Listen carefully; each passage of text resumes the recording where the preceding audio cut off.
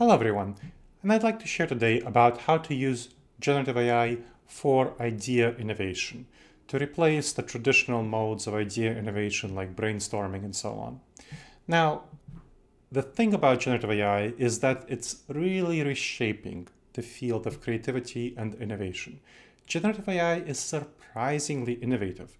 In fact, the previous mode of GPT, so GPT-4, not even GPT-4o or GPT-4o1, outperforms 91% of humans on various creative tests. And again, that's the old model. That's over a year old. And we have newer models coming out that are better and better, that are definitely outperforming people on tests of creativity. So generative AI is very surprisingly creative. In fact, if you think about the problems of generative AI that have to do with hallucinations, those are not a problem for creativity because, humans also hallucinate when we're thinking of out-of-the-box ideas. So generative AI is great for creativity in terms of idea generation, but its skill set does not involve idea curation, the choosing of the best ideas. And so the shift from idea generation, which was previously prized among people, will be toward idea curation as the key skill that association executives like you need to deploy, and you need to teach your staff, your volunteers, and your members to deploy in order for them to be successful with innovation going forward. Now, how you'll do this is by balancing creativity with practicality. So the first step is generating the ideas through the use of generative AI. So let's say you have a team of 6 people in your association, maybe 6 staff members who are working in the marketing department, or maybe you're thinking of a committee of volunteers who are working on some fundraising ideas, whatever it might be. The first step is to not have them all in a room and brainstorm ideas with each other, but separately and individually have each one of them generate 10 ideas for whatever they want to accomplish. Let's say you're thinking about the theme of a new conference. Maybe that's kind of you have your annual conference coming up and you're thinking, what should be the theme of this annual conference? So you give the generative AI, you give your 6 team members various information around the trends in your industry, what has been the past 5 conferences, what has been the feedback, what are the desires of members for future conferences, and all of them separately and individually from each other feed that data into generative AI, a tool, of course, that you want to make sure that has data privacy settings that don't allow it to take the data outside of whatever you're using, and there's Microsoft Copilot and other such tools have those settings. And separately and individually from each other, each of them should generate 10 ideas about the theme of the upcoming conference. Okay, that's the first step. Now, the second step is to refine the ideas. So think about now the internal perspectives of the various stakeholders within your association, the various staff members, the various departments. Maybe it's marketing, maybe it's education, maybe it's member relations. That have each of them have the generative AI take on the role of Mary from marketing or something like that, and Elmore from education, and have it take on that persona of each person and have it give feedback on the themes of the conference. So each individual team member separately from each other should have generative AI from each of those individual perspectives, whatever perspectives are going to be relevant to you, give feedback on the theme of the conference. And so that's going to be the internal view from within your association. And then from those 10 ideas that each member generated, so again, 6 members, 10 ideas each, 60 ideas, now they should winnow them down to 3 ideas. So now you have 6 members, and again, no one knows each other's ideas. Each of them winnowed down from 10 ideas to 3 ideas, so now you have 18 ideas left. That's 6 times 3 is 18.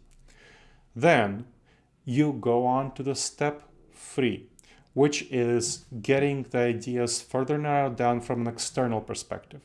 So get your members' perspectives in terms of the various constituents among your members. Whatever demographic groups, maybe ranging from traditional professionals, maybe young professionals, whatever that they might be, the various, maybe some vendors, whoever might be the constituents, the members of your association, whatever stakeholders that are external to the internal function of your association, your members, vendors, whatever constituents, you want to get their perspectives on the themes of the conference. And then you winnow down further from 3 ideas to 1 idea.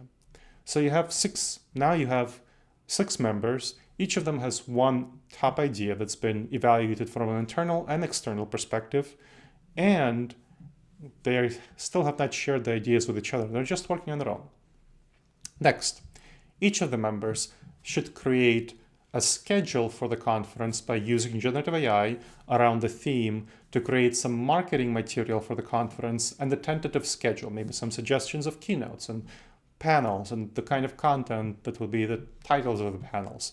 So creating essentially a schedule and an outline of the conference talks, keynotes, maybe some guests, some keynotes, so the keynoters that you want to invite, I'd be happy to come. Something that you want to invite, people you want to invite, so you have the schedule of the conference and you have the marketing materials for the conference. So some marketing materials have the promotion materials for the conference. And at this stage, this is going to be stage 4. Only at this stage do you go to step 5, which is sharing. All the team members from the planners for the conference should share these with each other. And it might be your staff members who are planning the conference. It might be a committee of volunteers who you guide through this process, who are planning the conference. And then they share these ideas for the conference theme along with the schedule of talks and the potential and the titles of talks and some potential keynoters and the marketing materials with each other. And so then each person examines the 6 top ideas that each person came up with. So again, each person came up with 1 idea, and there's going to be 6 ideas in total. And so you evaluate those knowing those are pretty thoroughly vetted from internal and external perspective, and you have potential schedule and potential marketing. And then that makes it much, much easier to come up with a good plan. Whatever plan you come up with, you'll know you can be pretty confident that at least 1 person has thoroughly evaluated it, and then 6 people will evaluate it further. So that is a really effective technique that you can apply to anything that you do, any innovation, any creativity. That is great. And it's great because it addresses AI hallucinations, which is the biggest challenge for people, because each person is responsible they know that AI is going to hallucinate. You're asking the AI to hallucinate, come up with some ideas, knowing it's out of the box thinking. You're not getting the right answer, you're getting potential answers, and the human has to be the one who evaluates it. So that's the role of the idea curation instead of idea creation. So here is, as an association executive, this is an excellent tool for you to use.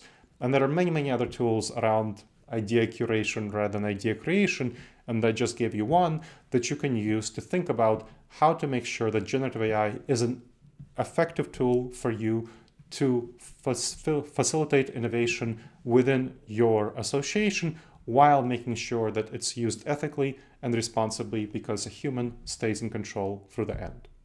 And by teaching this methodology to your staff, to your volunteers, and to your members, you'll position your association as a thought leader in generative AI adoption, responsible and ethical adoption. I hope you've enjoyed this episode. Please email me with any questions at gleb@disasteravoidanceexperts.com. Again, that's gleb@disasteravoidanceexperts.com.